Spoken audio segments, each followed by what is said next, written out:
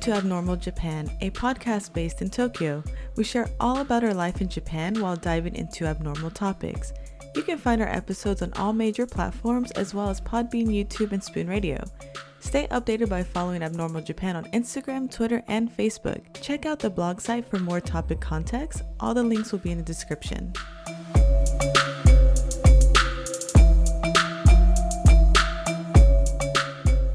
Hey everyone, it's Bree. If you haven't already, listen to the previous episode for part 1 of this topic.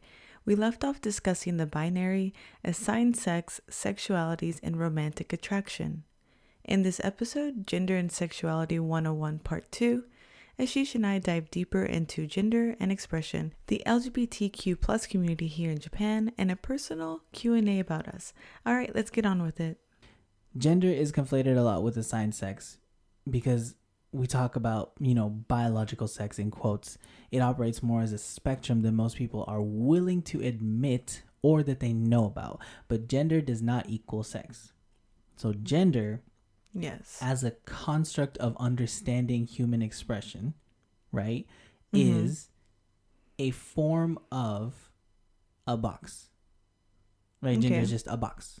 So we talked about assigned sex at birth, we talked about sex markers, we talked about attractions. Now, when it comes to gender, we started from the more hard stuff, right? We started from the linguistic, going to the biological, to the hormonal, and now we're talking about the conceptual shit, right? Yeah. Gender does not equal sex because gender is a thing that people perform. Yeah, that's a very good way to put it. And a lot of people say, oh, gender is not performed. This is innate nature, blah, blah, blah. Okay, a lot of it is, but it's still performed. Like, well, the reason why when people say, oh, well, gender, it's been a thing forever and it's men do this and women do this. I'm like, yeah, those are norms. Right. Those are constructs that people have associated with certain bodies, certain genitalia, and so that's where the immersion of gender and sex, but it's not equal. Yeah, and especially considering our modern day world where certain forms of masculinity and certain forms of femininity are considered as the standard from which other people are all held to. That's fucking bullshit. But these things that people say are innate, a lot of it is innate. But then what happens is when you try to take those innate characteristics and put them in a binary and try to categorize it and lump people together where they may not always fit in the same box, you're gonna have a lot of problems. You know what I mean? So anyway, recent years, there have been an uprising against restrictive societal norms, gender roles, gendered clothing, expression, and the concept of the gender binary as a whole. So we're going to use gender binary as an adjective. Now, this conversation revolves around trans people and their rights, gender nonconforming people, gender queer people, gender non-binary people, gender fluid people, and agender people. Now, all the people. Now, for everybody who is like, oh my God, so much gender talk. Look, we're going to talk about gender, right? We're going to talk about trans people and their rights. We're going to talk about gender non-conforming, which means people who may feel like I don't want to conform to these standards.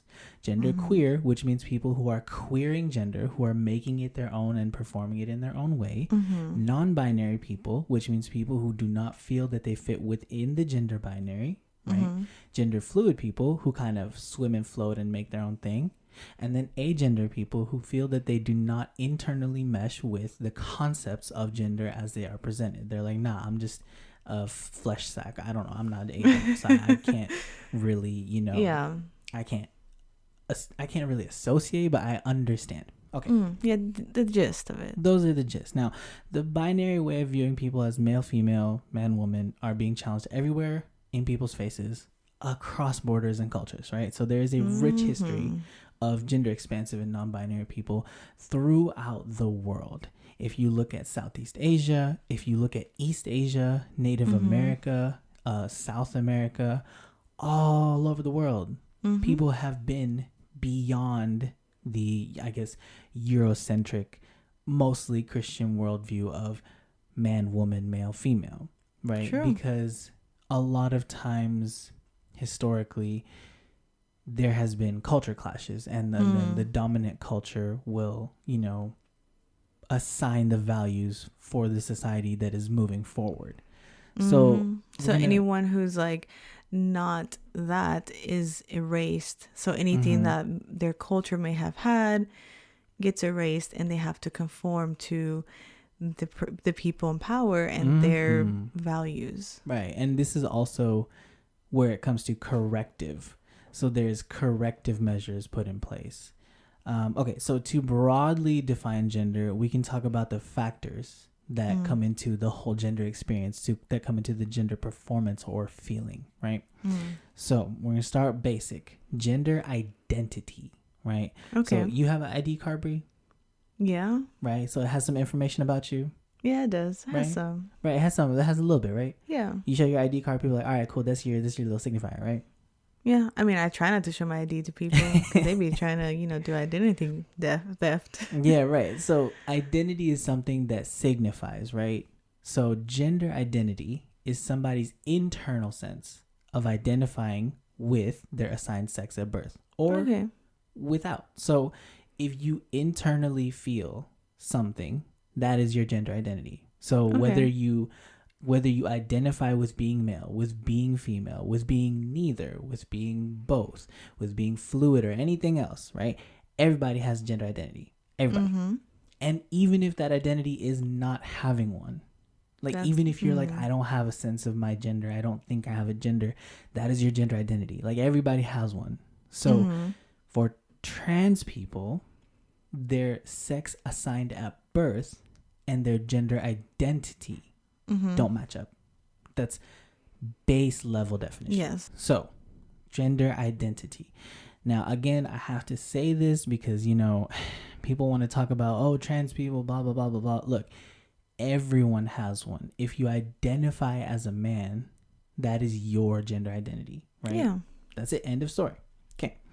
Now we're going to gender expression. So, yeah, this is one of my favorite things to talk about. So this is someone's physical manifestation of the identity they feel through clothing, hairstyles, voice, body, shape, presentation, etc., etc., etc., right? So the physical manifestations, right? So Brie, what are some common gender expressions that you can think of off top? So let's say if you like to wear your hair a certain length, if you like to wear a certain style of clothing, if you like wearing dresses, pants, crop tops, sporty clothes. Also how your body's shaped, like how you present it. So no matter what your body is, so maybe it's really curvy, but you may not like how curvy it is. So you may bind a little bit. You may like try to shape it down, or maybe you want more of a curve. And so you try to, cinch certain areas of your body. I think that is a lot of expression and how you want to express yourself. And so when we're talking about gender, how you express yourself can really help your gender identity. Because if it doesn't align with what you were given at birth, it's a way for you to express how you feel inside. For sure. And also, expression does not conflate with identity. So some people use that expression to feel more comfortable, but some people just express certain ways. You know what I mean? Yeah. So that is also a difference right there. And also, people who experience gender dysphoria because of their internal identity not aligning with their presentation can help with that. You know what I mean? It really can. And this is kind of where that whole gender norms comes into. Like, this is why we have gender norms, because most masculine male people have similar ways of expression. Now, that doesn't mean there is no fucking variance. Yeah, but it's just right. But that's why, because the variance is not allowed to be expressed in a lot of spaces in the world, that's where people feel that dysphoria and that frustration. Because imagine if, you are seen as like feminine, and there are norms associated with being feminine, but you don't dress or feel feminine. Right. But if you start dressing outside of that, people will, have something to comment, may even force how you dress, like in workplaces, because you look feminine. even though they know that you're different in your expression, they'll be like, well, at work, this is how it is. And in professional situations, heteronormativity, and that even goes with the gender binary as well, Right. is enforced. So Yeah, even that if you is the feel, base standard. yeah, even if you feel different, you can't express yourself at a workplace. Yeah, and more workplaces are starting to open up to these kinds of expressions outside of work, being being more inclusive of them in the workplace as well. But they tend to be very business-like, and business is also dictated by super standard life, so Yeah. whatever the standard at that time, they're going to adhere to that. So okay, so we talked about gender identity, we talked about gender expression. Now we've been talking about this word a lot, dysphoria. Okay. So the next definition is gender dysphoria: when someone feels a sense of discomfort with their body, with their presentation, or their assigned sex. So there's a lot that goes into it, but at the base level, it's a conscious or unconscious feeling, right, that your body and presentation don't match with how you feel inside, right? So your identity is at odds with your presentation, or your presentation is at odds with your identity, or any kind of, it's like a bubbly, weird, uncomfortable feeling. And people who experience this, they do so in different ways, for different reasons, at different intensities. And a lot of folks do not have the language to clearly express this. That's true. It is a very specific feeling for a lot of people, but it can be triggered by different things. It can be,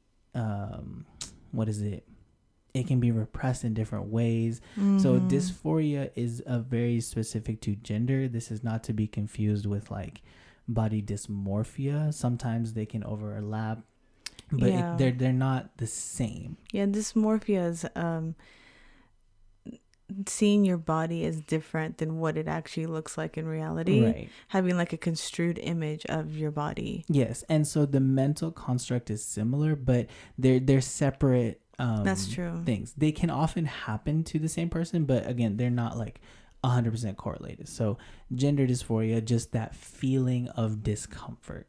And again, it can be in different intensities. It can come in different ways for different reasons. Or for just certain parts of the body. Yeah.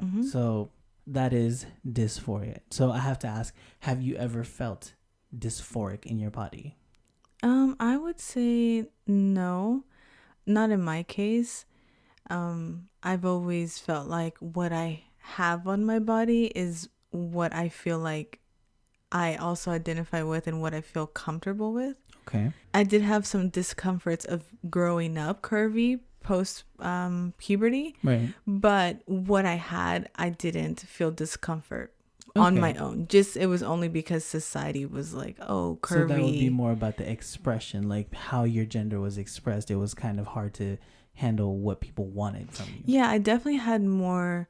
I have experience with issues with gender expression because since, and we're going to talk about like what we identify with, but with my identity, I don't know, I don't conform a lot with what the binary is. So I did have expression issues. Okay.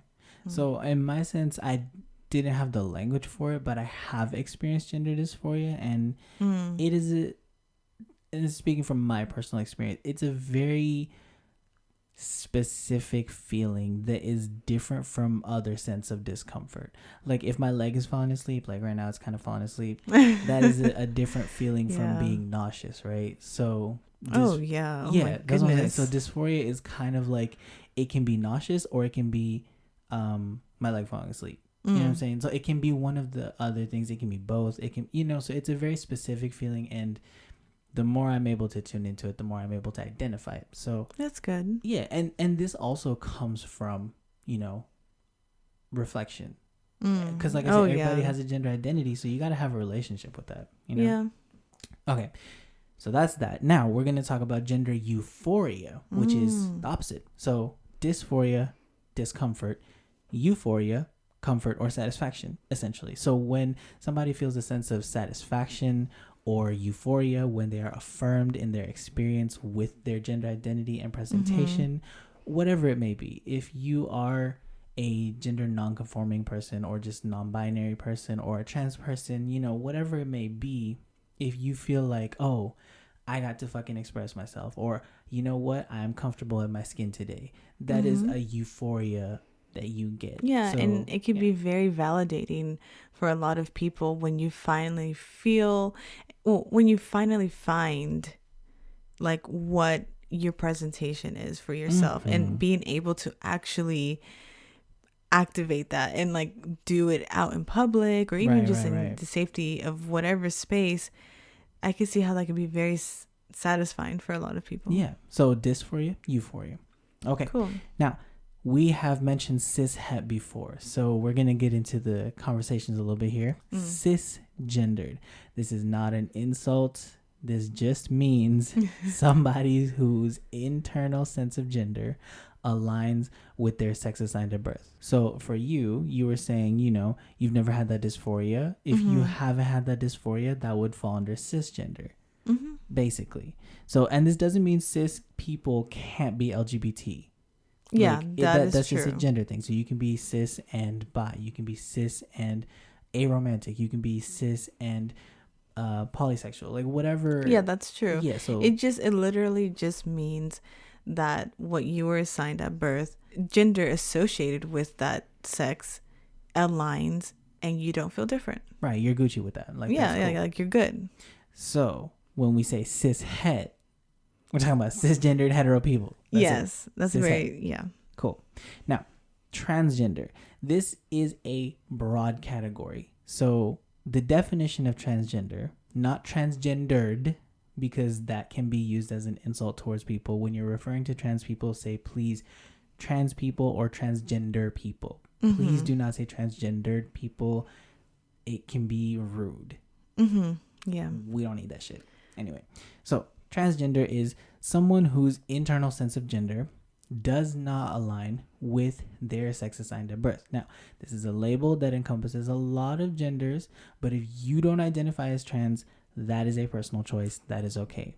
True. But that is the definition of transgender. So agender, gender fluid, gender queer, all the other ones that exist who are not cis would fall under this category. Like under this umbrella. Right. But if you want to identify as trans, that is your call. So that's all. Yeah, all this stuff is personal. That's basically the point. Yeah. Okay, so everyone should have a relationship with themselves in terms of gender.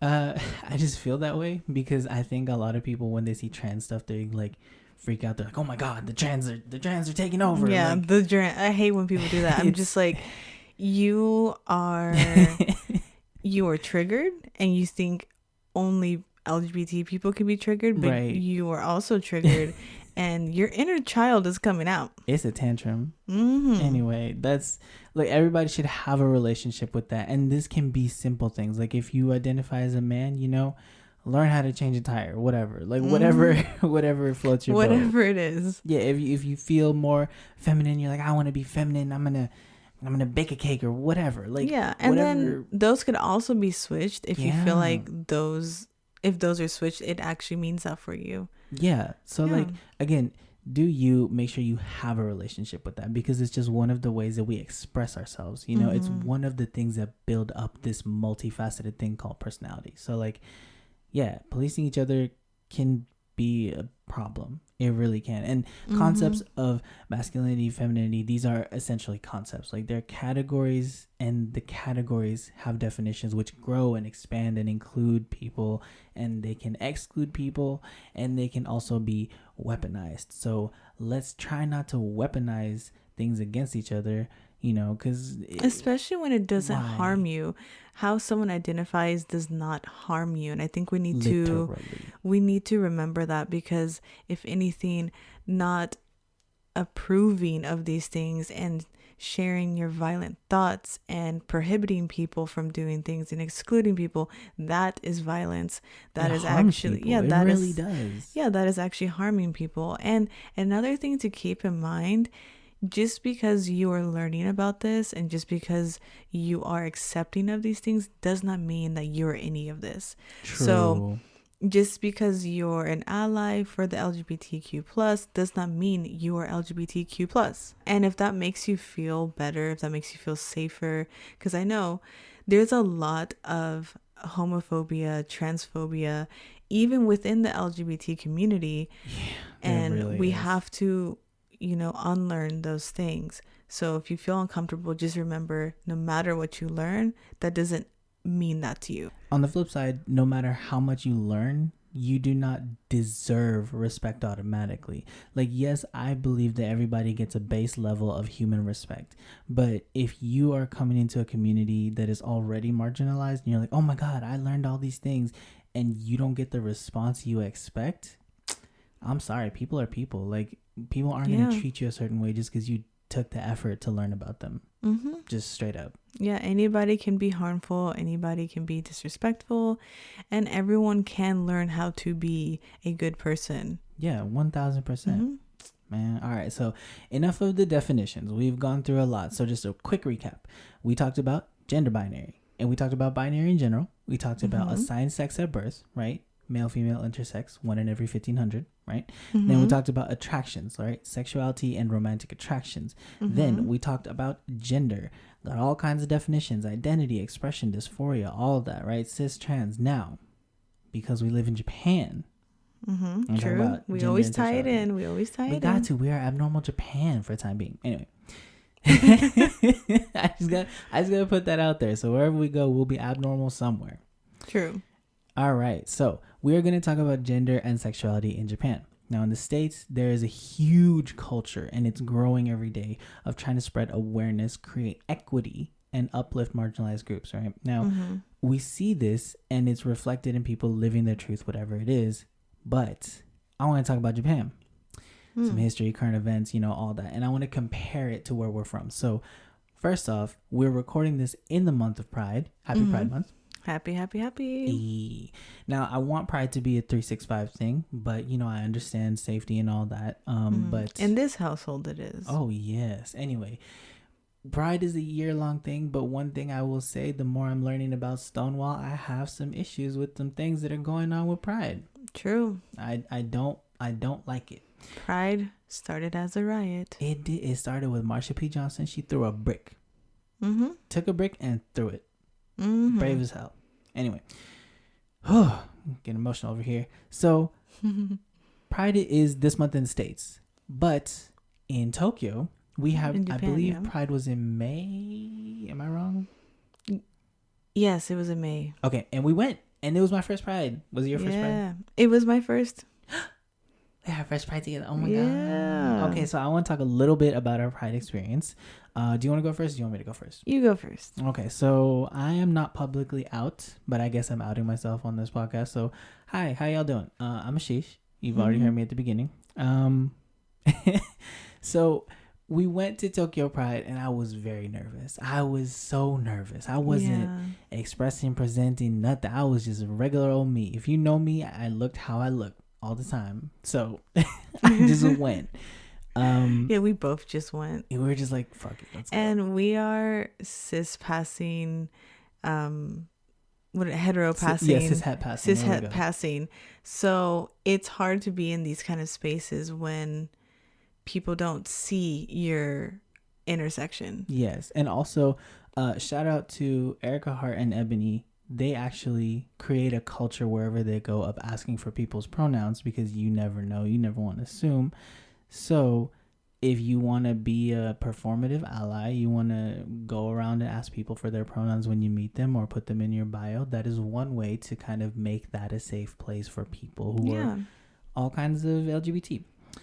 Right. And so I'm not publicly out, like in public, you know what I'm saying? Like, this is different from being like public. But we had a very strange interaction, and oh gosh, yeah, that could be a potential story time if y'all want to hear that. But no, Pride was very interesting. So Japan being Japan, it was very organized. It was like they're gonna march on this side of the street, and there's gonna be this groups, and like Google is sponsoring it, like this level of volume, and this is where it was just very organized. It was. I appreciate it though. It was very clean. It was still kind of new. Like, I could tell a lot of people were like, what is this like rainbow what's procession going of on.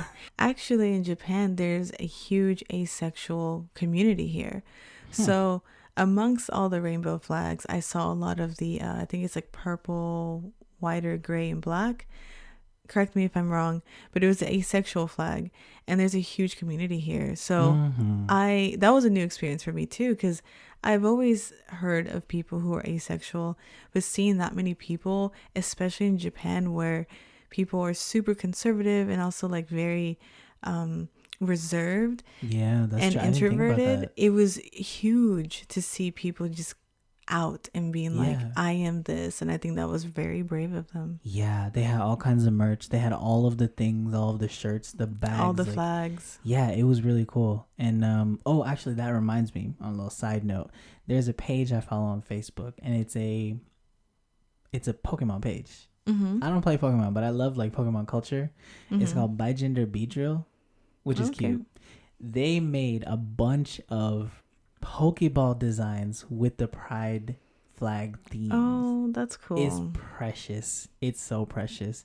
But yeah, it's a really cool page. Anyway, so it was a fun time. There was drag performances. There was photo booths. There was food. There was all kinds of drinks and stuff. Like it was a good time. I had a good time after the weird thing that happened. There was a lot of voyeurism. Oh yeah.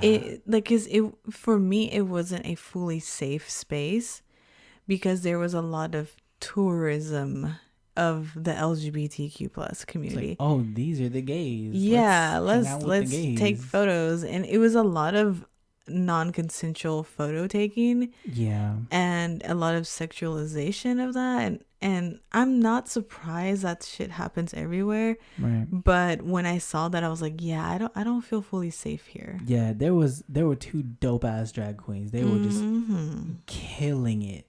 And I remember we turned around, there's this old dude with the camera, and he like straight up took like 3-4 pictures of one of the drag queens' asses. I was like, whoa. Yeah. You like right behind us, sir. Excuse me. He was like drooling or something. Probably was like leaking off his face onto his camera. Anyway. Nasty visual. But no, that was cool. Some of the drag queens were super precious. And like some of them were actually singing. Like that was cool. Man, it was a very harrowing experience. Oh, we met up with 2 people. That was really cool. True, we did. That was they were very nice. Yeah, they actually made the event a lot better after the weird thing that happened. So again, if y'all want to hear story time, I don't know, might do it one day. But so that was our Tokyo Pride experience. Now, would you like to go to a Pride event in the States? Because I've been hearing some things. Because a lot of people have been having feelings, like I've been having feelings. So for me, being in crowded spaces freaks me out, because especially when we add the element of being in the States where violence is more prone. So I personally am kind of adverse to the idea of going to Pride parades in the States, because I don't know who is in there that is anti-LGBTQ plus. I don't know, and I'm sure it's a magical experience for a lot of people, but I don't like the element of anonymous haters and then also cops being involved in these parades, because it feels a little weird. Yes, because cops are anti-LGBT no matter what kind of rainbow flag they put on their car. You can be a gay cop, man. The history of cops and Pride, like Marsha P. Johnson threw a brick at a cop. Pride was a riot. Get over it. Yeah, it makes me feel uncomfortable. But if for those who do go and who host it and who make it a better experience every year, I think that is commendable. But for me, I probably won't. I probably would just try to express more of myself, maybe at house parties or like lounges, kind of more intimate, close-knit situations. So what you're saying is hookah party, hookah Pride party 2020. Something like that, just get together the people in your life who are LGBT and some allies and have a good time. Yeah. Okay. All right. So that was our Pride Tokyo experience. Now, I want to talk about representation of LGBT stuff in Japan. Now, a lot of people like anime and manga. Like, show of hands, do you like anime and manga? I see you. Okay, cool. Now, anime and manga have had some queer representation in Japan, right? We got Sailor Moon. They've had some same-sex romance. Magical Girl Utena, right? Yuri on Ice. Extremely popular banana fish.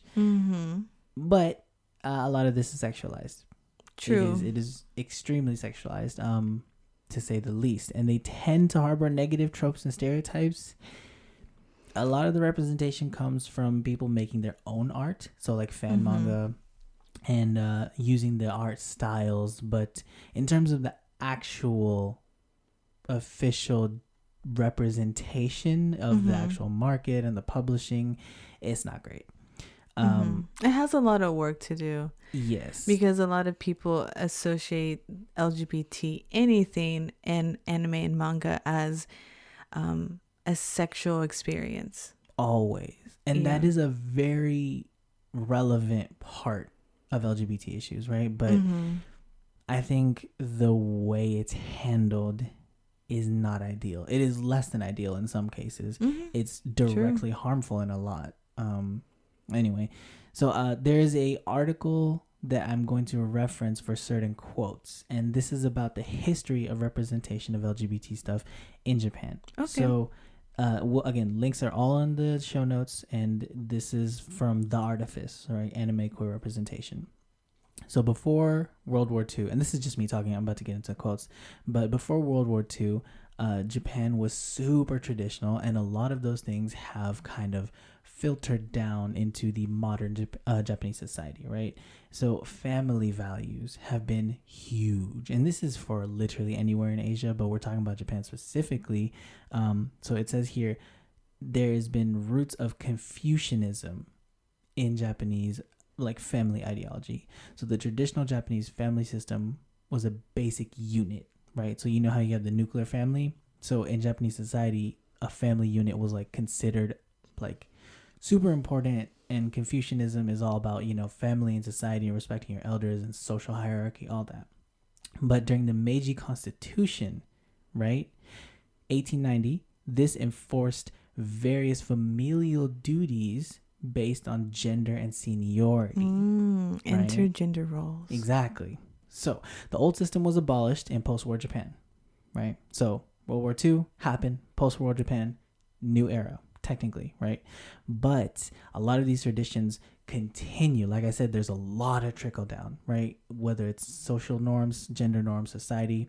But the National Family Registry, the Koseki, has been almost unchanged, right? It continues to oblige all Japanese households to register their family members based on the traditional family system, the Confucian family system, which is literally from ancient China. And each family registry is hierarchical, right? Which means there's a lot of patriarchy involved. So this often subjugates the women of the family and excludes LGBT individuals. Basically, that whole Confucian patriarchal Asian family system is like, we're a nuclear family, essentially. That's it. And I honestly see a lot of that here. Yeah.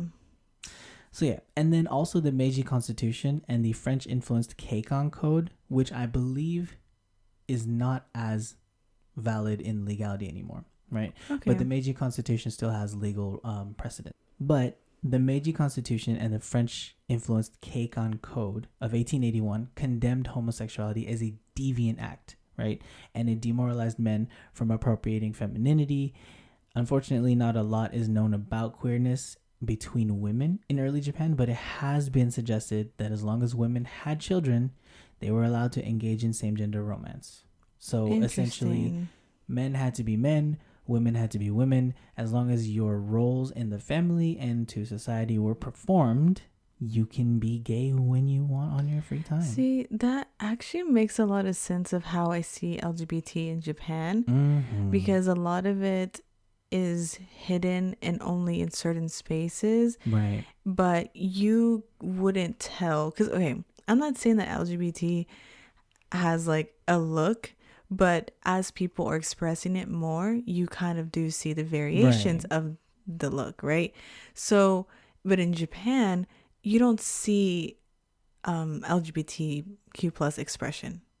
It's very like, it's very yeah, rare, and it's usually in super inner city where it's naturally more progressive. right. But how I can kind of put that back to how I see it in Japan is when you're walking around, you see standard mask man, standard feminine woman, and they're playing these roles. They're doing the whole nuclear family, Mm-hmm. and honestly, yeah, they are having less children. So even despite them not having families as much, there's still these two puzzle pieces that are meant to Yeah. complete this heteronormative family. And there's so much pressure to do it too. Yes. And then you see these type of people where they're able to express themselves. So like at a club or at a parade, and it's like they take this whole veil off. Yeah, and a lot of people also comment on how um, people will perform drag as a means of self-expression where they feel stifled in other ways, or when they are able to express their sexuality or their gender or whatever it may be, like it feels like a weight is lifted off of their shoulders. Yeah, drag is huge here Yeah. in all different variations. And I feel like here, and I think this kind of applies to the rest of Asia too, it's like it doesn't matter how you feel as long as you play the role and you go to school, you Right, you get the play the job, game. you play the game, and then once you get the job and you have the kids and you have the wife or the husband, then you can do your hobby. They see it kind of like as a hobby, and a lot of Which people is will so use weird. like they'll use certain hobbies as a way to express themselves, Mm-hmm. but it's sad that a lot of people who may be in LGBTQ plus communities have to wait forever just to express that. Right, and that can lead to repression, and that can lead to serious other issues. And then who's to say Yeah. by the time you get all those things, your partner's okay with it? Right. Because maybe they want Because to you're play the risking a game. lot, Yeah, they yeah. may want to play the game for the rest of their life, Like but they may not be what you are, so like, or they may not be yeah. down with it. Yeah, they may not be down with it, which is valid too. But I see that a lot here, and it is very sad. Yeah. So that is representation.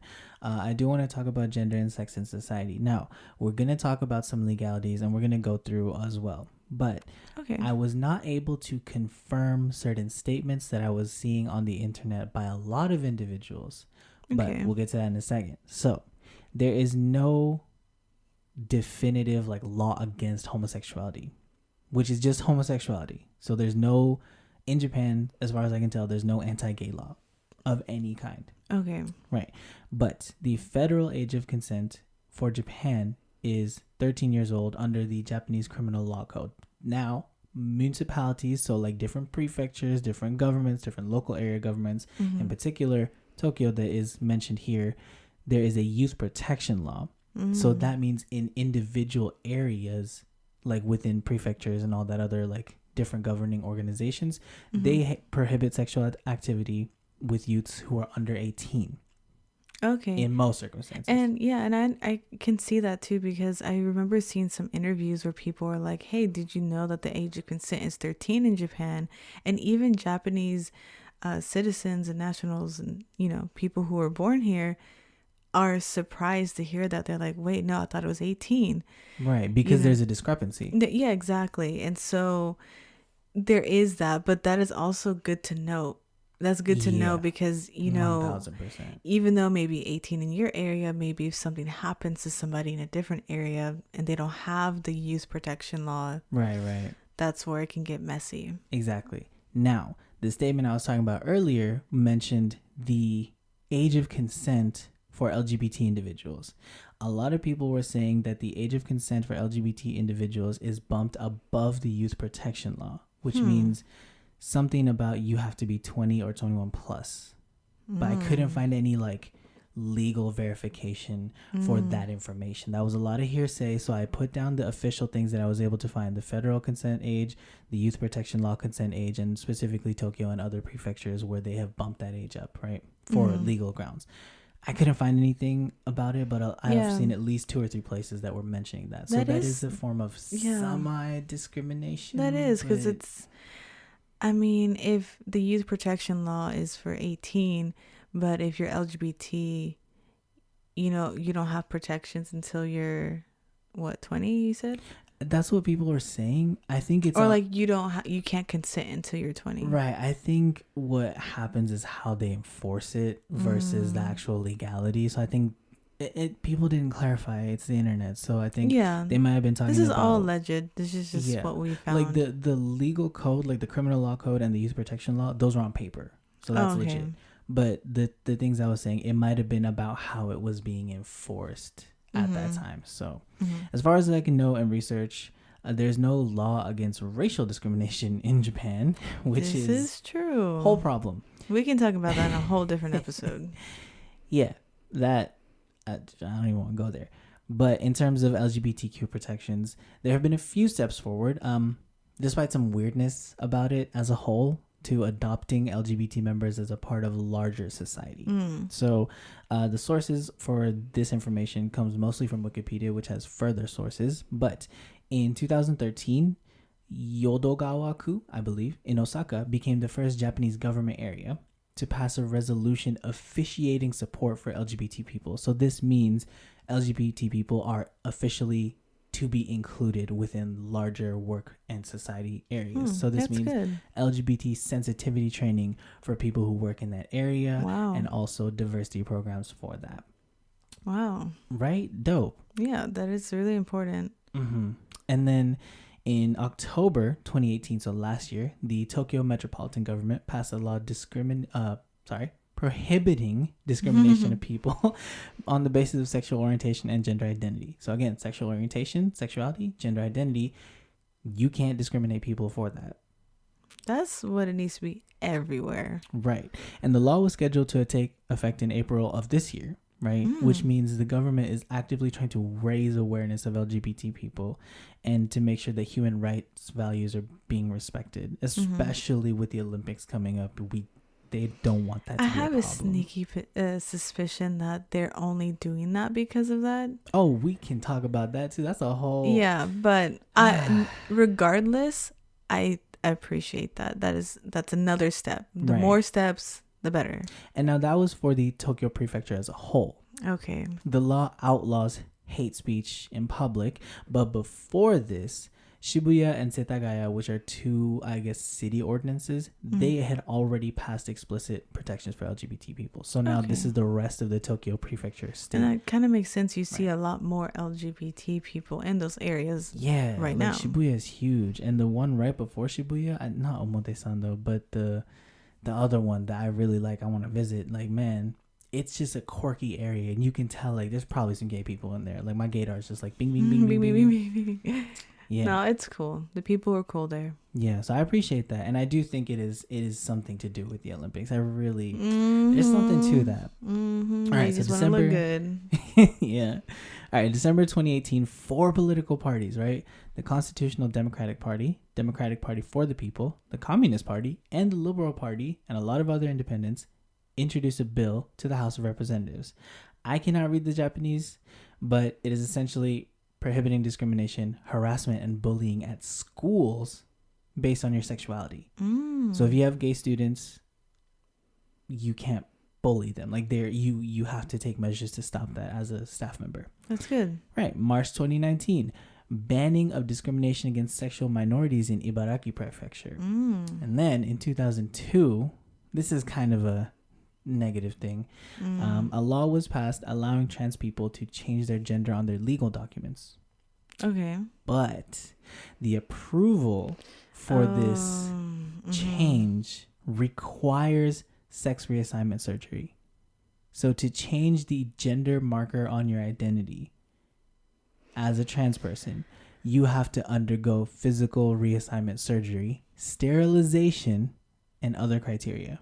See, that is so problematic and so upsetting, because not every trans person, we talked about the umbrella, y'all, I hope y'all remembered, it encompasses anyone whose gender does not align with their assigned sex at birth. So not every trans person wants to reassign their sex, like change their genitalia.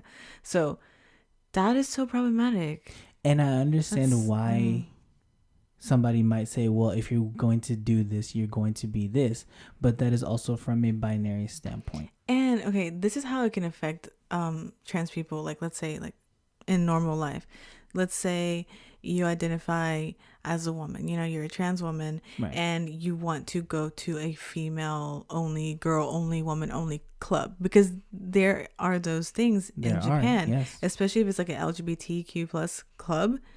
It's very binary. It's like all, like it's only women only, men only. So if you identify as a woman but you have not reassigned and you haven't changed your gender on your legal document, which you need an ID to go into these clubs, right, they're gonna check you. They're gonna check you because they are being binary about it. They're saying only women only, and it could be like a safety issue as well. Right. But I can see that how that affects people. There's actually a club recently that came out as transphobic towards trans women.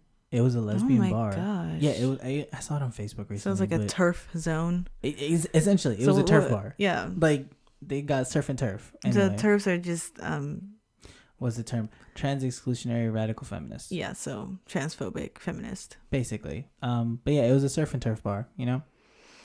That's horrible. Get a little fish, get a little turf. Oh my god. Oh, okay. We needed some laughter on that, but I really wait, has this changed though? Is this the same? Is this the law that what it is now? Yeah, okay. So this is called Law 111. It went into effect 2003.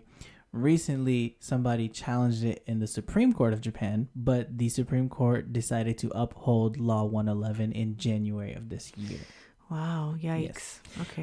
In 2019, a former defense minister, I'm not going to put her name in, said she was unsure whether she would be able to introduce new legislation seeking greater tolerance of same-sex relationships. She said she wishes to promote understanding of LGBT people, but she also said she's not trying to get Japan to legalize same-sex marriage or ban discrimination. So she just wants people to understand. Why did she even say anything? Like at that point, it's like you're negating what you're saying, so you might as well have just not said anything. Yeah, and some liberal Democratic Party members have made controversial statements. In February 2019, another member had mentioned that the nation would collapse if everyone were gay. Oh no! The gays that would is take so over. Terrible. Oh my goodness! Haven't we heard that enough? Yeah, essentially. Oh no! It's gonna be so dangerous if we're more LGBT inclusive. Everything's gonna be a rainbow. Everything. Oh no! Too many colors. Basically, that's basically what they're saying. Like, I don't like this option. Whatever. Another ruling party member published a magazine article in 2018 describing same-sex couples as, quote, unproductive because they do not have children. First of all, yes, they do. Like, LGBT people do have children. They adopt. Like, that's not a thing, bro. Anyway. Yeah. That's frustrating to say the least. You could just smell and hear the ignorance in these conversations. I ain't even here and I can smell it. Nasty. Anyway, but now for some positive news for the younger generation. Okay. June 21st article in the Japan Times by author Megumi Iizuka. I believe that's the lady's name. I don't want to assume, but in the article they use she, her pronouns. So a school in the Chiba prefecture is actually going against the grain and trying to incorporate more lax policies towards relatively strict uniform rules. Okay. So you know how Japan, most schools have uniforms. Yeah. And those uniforms tend to be very binary. Super binary. Yes. Like I have seen girls exceptions. wear skirts. Yes. Guys wear pants. Yeah, and I have seen exceptions where female students are allowed to wear pants. It's not very common, but but they probably get bullied though because Yeah, you know. Now there's a law against that. You know what I'm saying? So, that's good. So there we go. But that's the thing, and even if they don't want to, even if they're not any kind of LGBT. What if you just want to wear pants in the winter when it's snowing? Because female students are still forced to wear skirts in the winter. Assigned female at birth students are required to wear skirts, including in the winter. Yeah, and I just look, and I'm like, that sounds so cold. Like ouch. No, it sounds painful for sure. Anyway, what is the school's name? I almost lost it. Okay, here we go. Kashi. Yes, at Kashiwanoha. Yes. Okay. Kashiwanoha Junior High School in Okay, so Kashiwanoha. Okay, gotcha. Okay. Chiba Prefecture. In April, I believe of this year. I'm not sure, but in April of this year, we're just gonna go with this year. Students can freely choose to wear skirts or slacks, or ties or ribbons with blazers, regardless of their sex assigned at birth. Hey, okay. And this is a junior high. So students age like 9 to 13, I'm assuming. Precious. Yes. Now, originally, the school did not intend to make the students wear a uniform, but 90% of parents and students wanted uniforms. They're like, okay, now we want uniforms. What is this? Yeah. It makes sense because if a lot of schools are doing that, and also it's like a form of school pride, Yeah. So they probably wanted something to rep. Yes. And also, uniform rules are actually quite strict. Oh, yeah. And coming from a kid who grew up in India for a little bit, yeah, they're super strict. So the fact that they can just like mix and match is huge. Super huge. And also the fact that they were considering not having one in the first place tells you what kind of school this is. I'm just saying. Okay. So now 90% of parents and students were like, no, let's just do a uniform. We want a uniform. But a panel of parents, teachers, and students and education board members were set up to discuss the uniform designs. And some people had mentioned in that meeting that LGBT students and girls specifically should be allowed to wear trousers because they are more practical and warmer in winter. Wow, there we go. Identified an issue. There we go. Yes, it's an issue. Yeah, and I bet you there's a bunch of moms who were like, it's cold, this is whack. I bet you. Anyway, so the company that is designing the uniforms, Tombow Co., right? They were contracted to design the uniforms because you have to get different designs. There's so many uniforms. You have to have a look and you have to get it ordered and all that stuff, right? Now, the designer's name is Ayumi Okuno. In the article, her pronouns, she, her. So she found that in interviews with LGBT students, they didn't want uniforms that had distinct silhouettes for male and female bodies, right? So if they have curves to accentuate female students or block lines to accentuate male bodies, they didn't want that, at least as far as LGBT students who she was interviewing. So in a way, this design benefits all the students because they all have uniforms, right? So they're all going to be uniform. They're going to have that group identity, but this allows for a lot of freedom for students to express themselves however they want. And protection, especially during this time you're going through puberty and your body changes and you may not want to show those changes to your peers. True. Especially if you're feeling uncomfortable in any kind of way, you might want to feel protected. So I would love this as an introvert because I have a lot of curves and sometimes I just want to feel like a blob. You just want to be a curtain? Just a curtain. I just don't want anybody to see anything because there's so much invasive culture with, curvy bodies. Oh yeah. Sometimes, I would have loved this. Yeah, and this is for junior high. That's cool. Yeah, I feel bad for the students leaving the school. I know, going to go to high school, they'll be like, binary bullshit. But no, and there were some concerns raised by the designer. She did say that, this can lead to bullying. This is kind of an experiment, but we're going to go forward with this despite the potential negatives. Yeah. Because it's net positive. Yeah. And you have to create these waves. You have to do attempts to normalize. And if there's people who are comfortable and they feel safe pushing these things, I think that's what really gets the movement going. Oh yeah, shout out to Tombow, and I'm gonna assume Okuno-san. Shout out to you because in this society where it's super conformist, to make a wave that big, props. That is very brave. True. All right, so we're gonna come back after a short break and answer some questions about us. Hope you're enjoying this episode. If you'd like to hear us ramble about another topic, head over to our Instagram and Twitter to suggest something or ask us a question. Subscribe and follow us on all our platforms to stay updated. Links will be in the description, and let's get back to the podcast.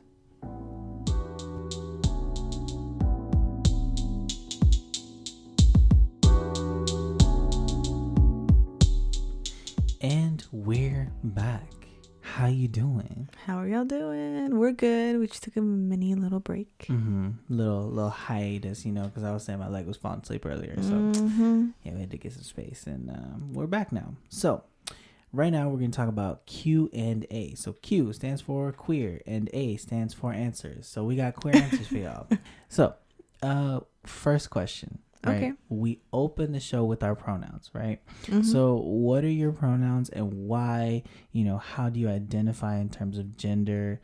Give me your gay ID. What's up? My what's gay sexuality? ID. What is Okay. it? Hit me. It's Pride Month. We out here loud and proud. So what's your All gay right. ID say?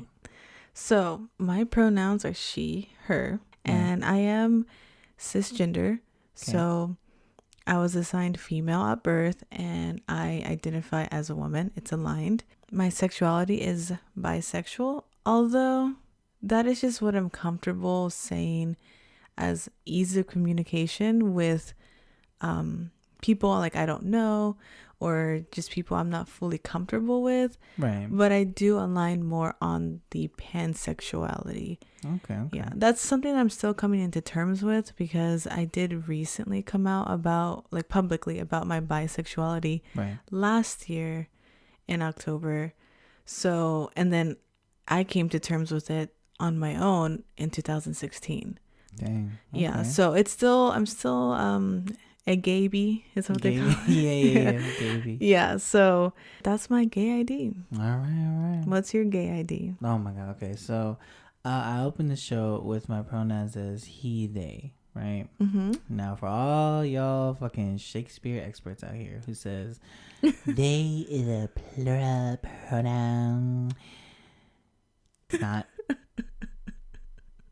Like that's it. That's the end of discussion.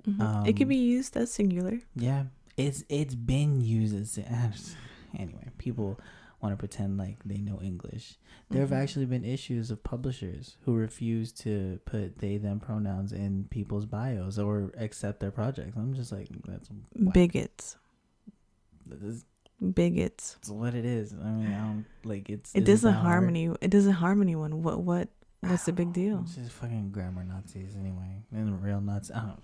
Okay, no. But okay. Sorry, yeah, what's your gay ID? I'm stalling if you can't tell. It's freaking me out. All right. So he, they pronouns, right? Now, these are my pronouns because I identify as a gender fluid person.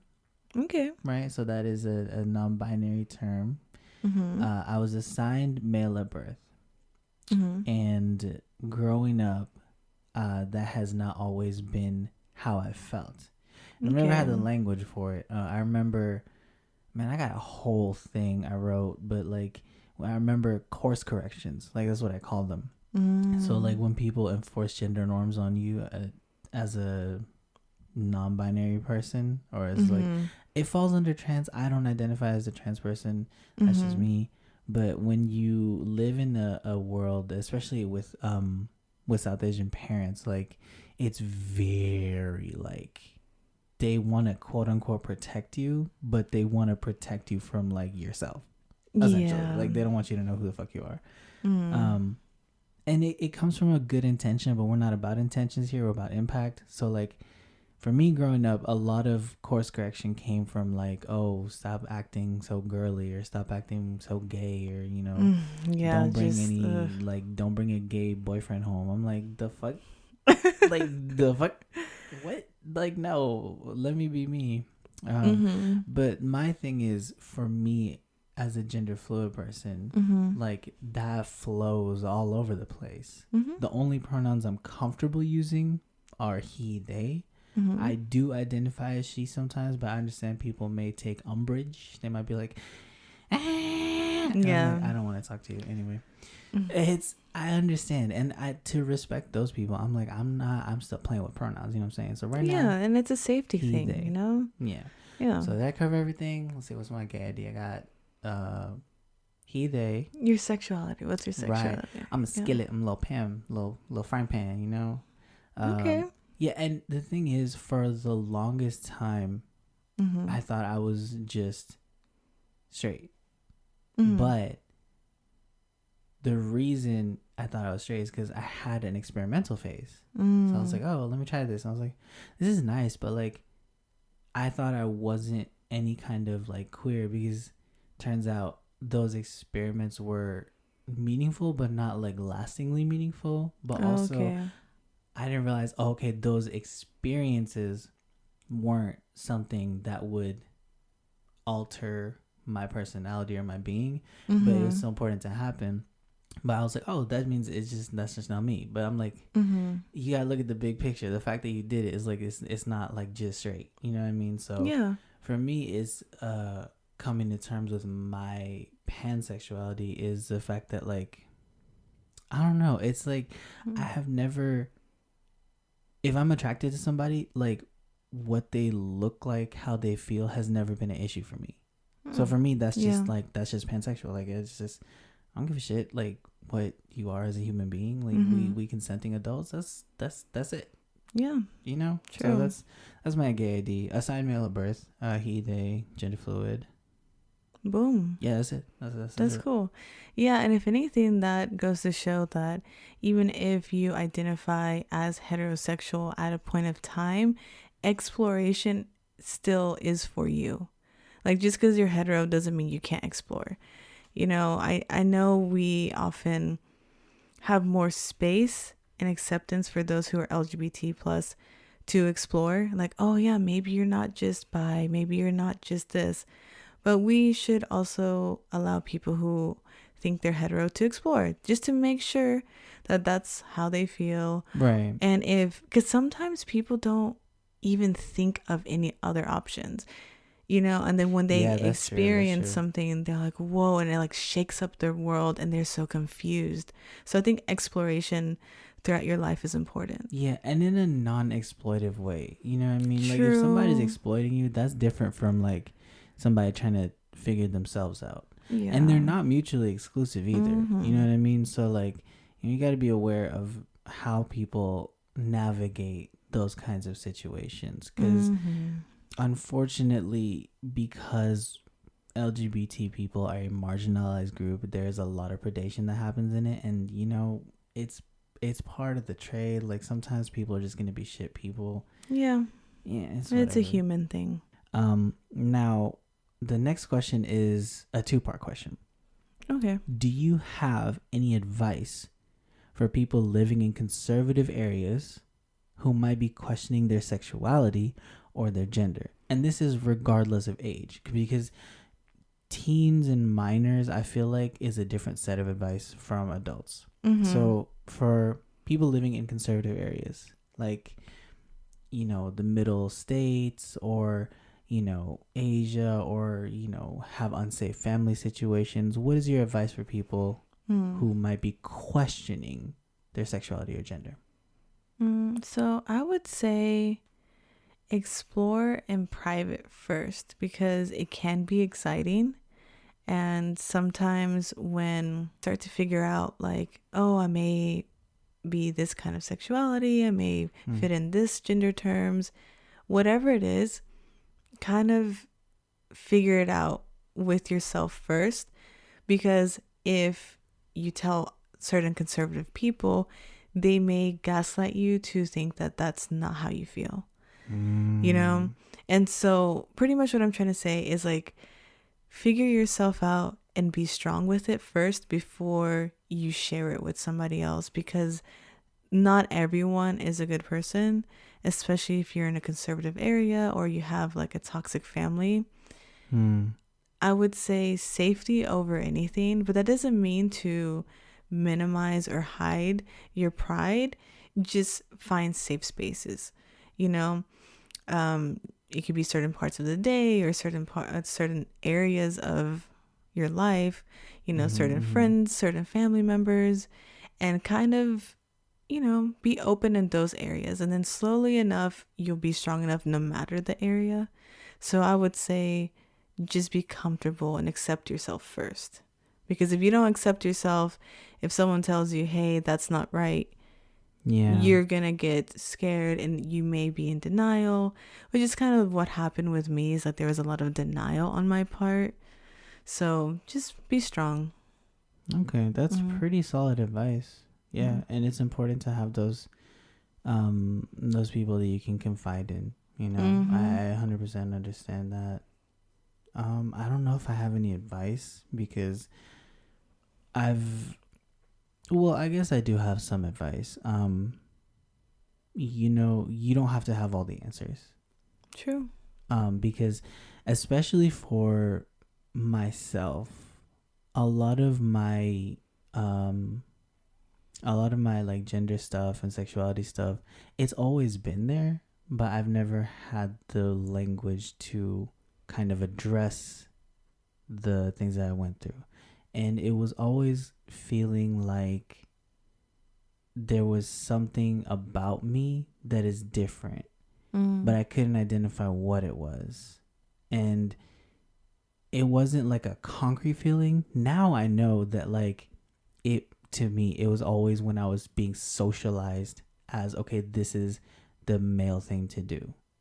Right. So that it never quite sat right with me because to me, again, being fluid, it's like going back and forth. Like it can be this for a period of time. It can be this for a period of time. It can be neither, both, whatever.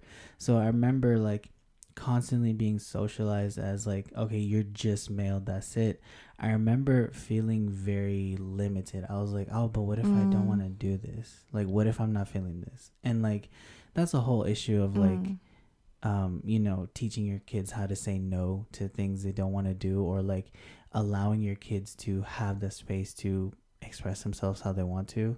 So like, and this isn't like unsafe situations. This is just like normal situations where like, oh hey, boys go do this, girls go do this. Like it would happen every time, and every time I was like, but what if I don't want to do any of this? Yeah. Or like, you know what I mean? So that to me was something that I hadn't really looked at. And when looking at it from this lens, I realized, oh, because I wasn't feeling masculine at the time. I didn't want to do the masculine shit. Like, yeah, that makes sense. And it's okay to not have the answers because I'm seeing more trans people, more non-binary people. Like, we come to this shit kind of late.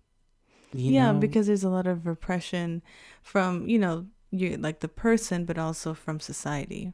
Yeah, and I've seen other people's stories. Like people realize this at, well, I'm like what, 25. I've seen a lot of people like in their mid 20s, late 20s, early 30s, sometimes even 40, 50. Like the gender revolution that people are calling it, it's not necessarily a revolution. It's more like an awakening. It's like people are realizing, oh, like this is so limiting.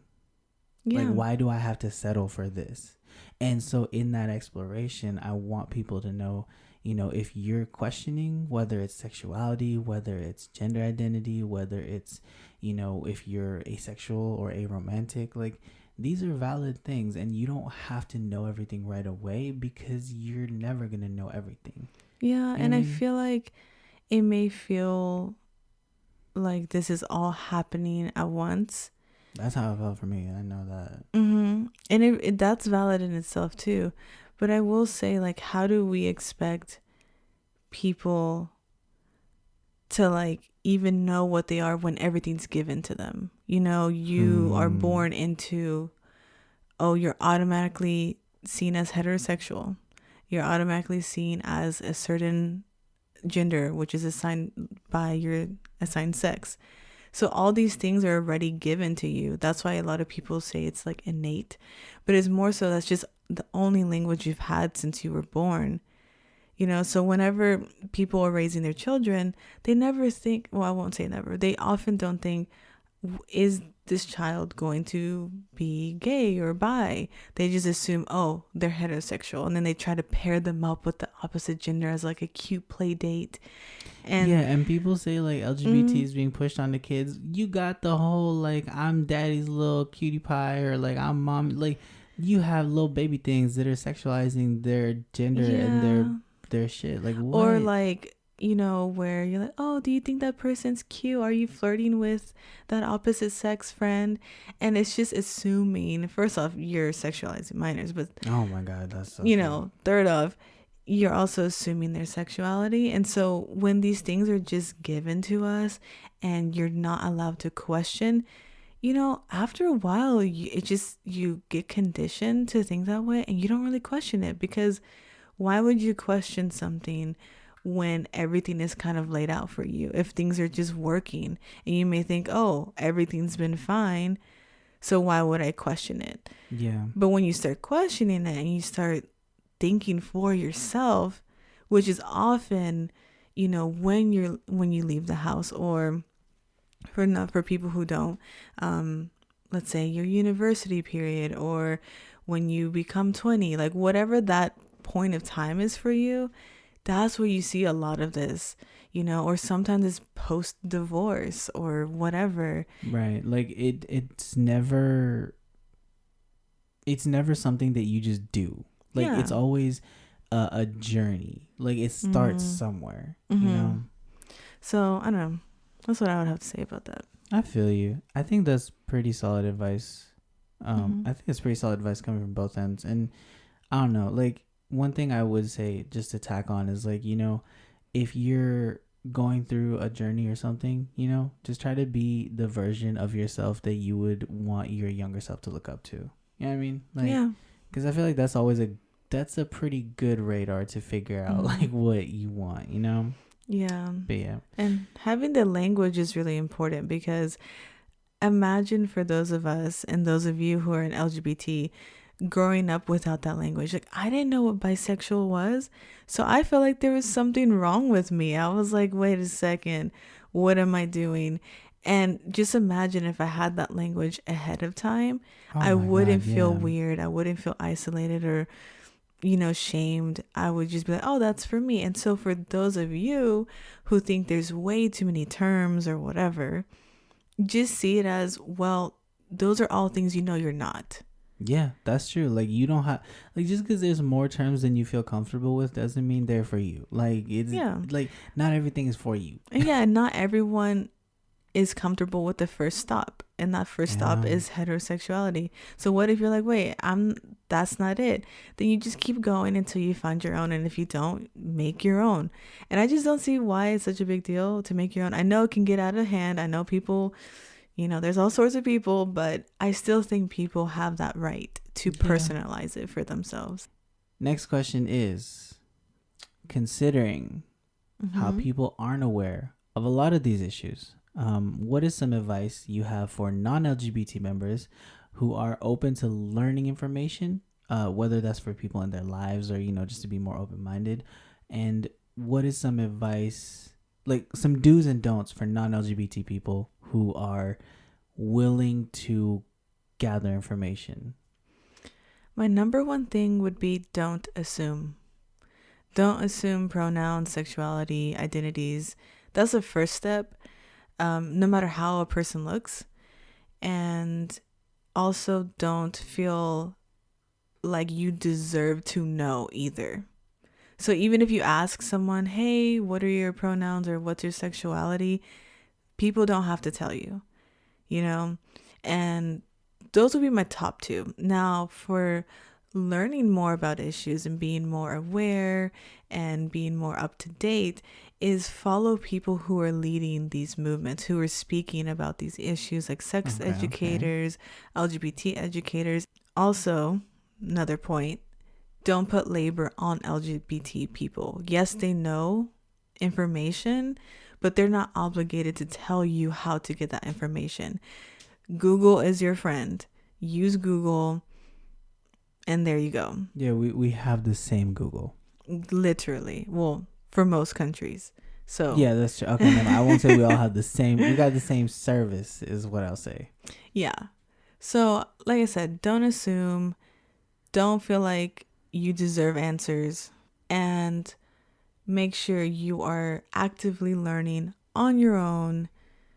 And yeah, just listen to people too when they speak. If you're at a talk and someone's leading the talk, just listen. Don't say, oh, well, this is how I grew up or this is how it is. No. Just listen. Yeah. Okay. I can definitely vibe with that. That's actually pretty solid advice.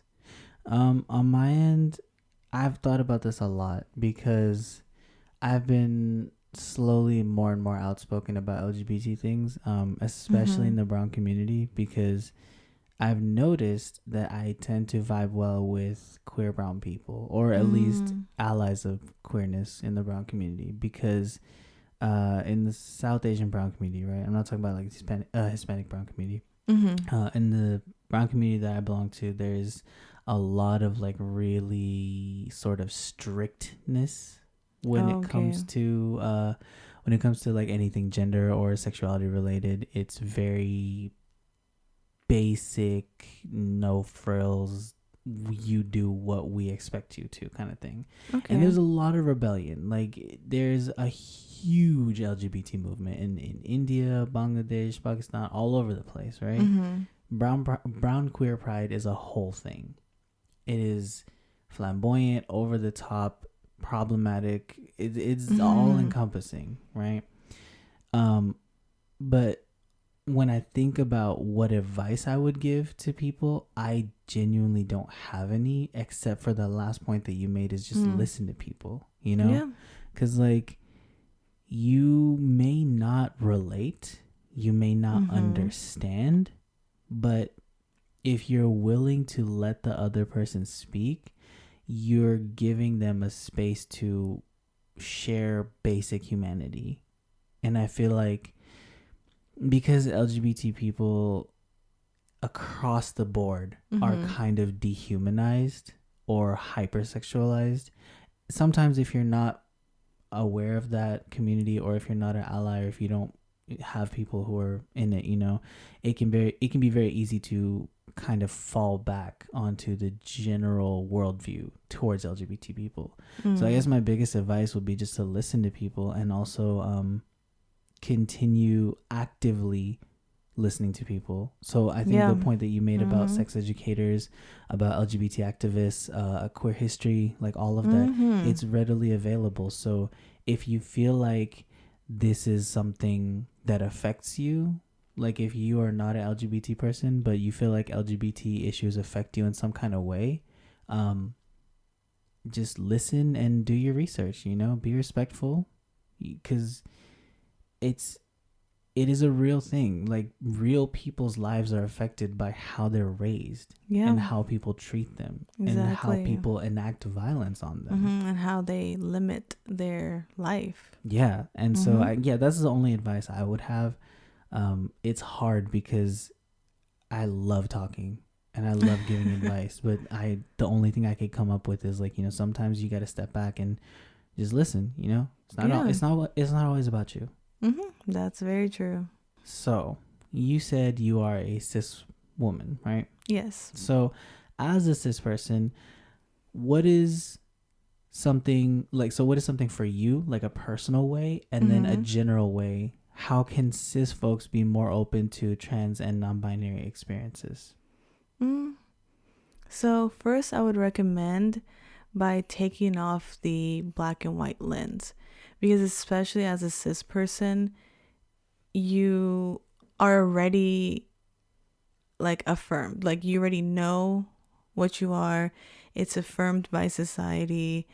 You don't really have to do much work with it, you know? So because of that, you can easily fall into black and white thinking, even if you're LGBT, you know, because you can be LGBT and assuming binary expressions. So what I would say to be more open for cis people is just allowing people to express themselves and taking off that lens and knowing that there's in-betweens, there's things beyond just masculinity and femininity and, you know, man and woman. And sometimes the expressions can overlap, or they can be the opposite of what you're used to. Just pretty much allowing people to be people and seeing them. Like, if you don't know any non-binary people, like in your personal life, but maybe you see it online, see how that's expressed. You know, get comfortable with it, normalize it, because more often than not, if you're cis, you probably have a lot of people on your socials that are also cis. So this is very true. Like the circles are very concentric. And so with that, you know, type of thing, you're constantly seeing, oh, this is how men dress, this is how women dress. But if you just follow people who are outside of that, I will say at first, especially before my acceptance of like my LGBT space, it was uncomfortable because it's not normalized, you know? So get normal with it. It's part of life. See I it, like and the that. more you see it, you're going to be more familiar with it, and it's not going to shock you. Yeah. And if it shocks you, that says a lot about your internalized transphobia. That's just it. Yeah. All right. Yeah. So, as a formerly cis person, I would say if you, so how can you be more open to trans and non-binary experiences? One, listen, always listen. Two, and this is maybe just something I always say, but listen to Black women, listen to Black femmes, listen to Black trans women, because True. there is a long and storied history of them standing up for everybody else. So, you know, pay your respects and listen up, because literally there's information galore. Yeah, and there's a lot of free information that honestly needs to be paid, but you know, it's out there. Yeah. So listen to Black women, listen to Black and brown femmes. Yeah. That's my piece on, you know, how you can be more open. And number two is don't be afraid. Because I remember thinking like, damn, something must really be wrong with me. And like, it's not a good feeling on one end, but on the other end, you never know what somebody's going through. You never know, because like, you don't. Literally looks don't tell the whole story.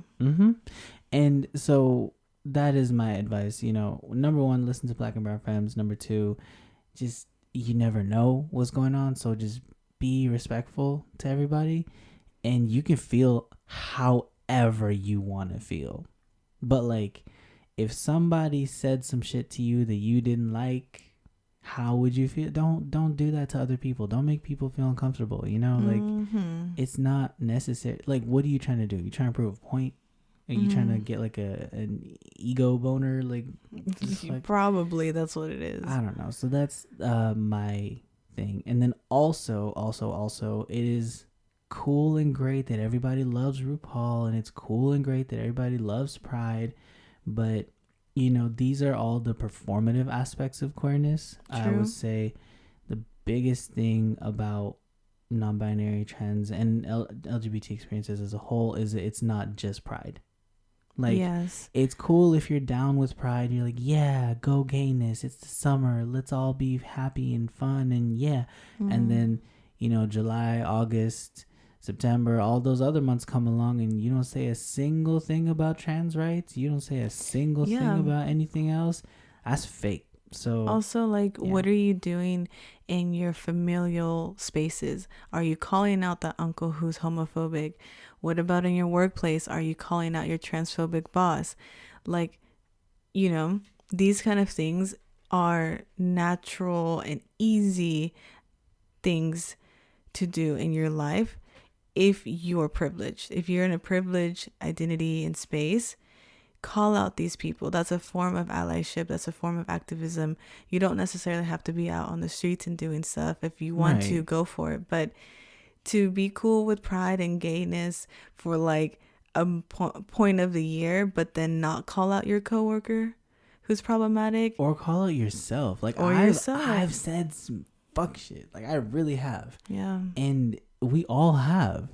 So I think, it's not necessarily like, you know, oh, I'm so down for the cause. Like, it's more like, what are you doing? Yeah. You know? What are you doing?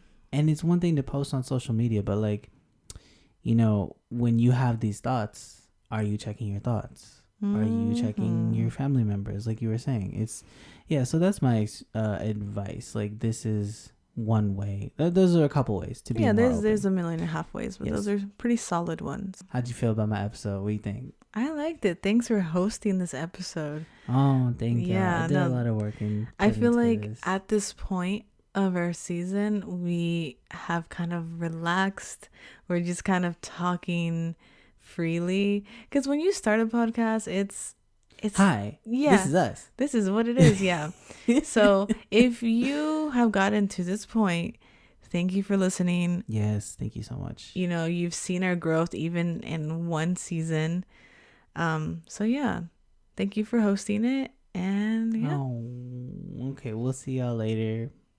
Yeah, and if y'all liked Ashisha's hosting, oh my God, comment on one of our posts, leave hit a us review. On Twitter, Instagram. Yeah, just let us know. If you want more of it, we'll give you more of it. Okay, not too much though, because this was a lot of work. Yeah. All right. Thanks for listening. All right, bye, That's y'all. it for our episode. Bye. Bye. Thanks for listening to the Abnormal Japan podcast. Stay tuned for future content by following us on Instagram, Twitter, and Facebook. Support us by leaving us a review, sharing us on your socials, or even joining the Abnormie community on Patreon. Until next time.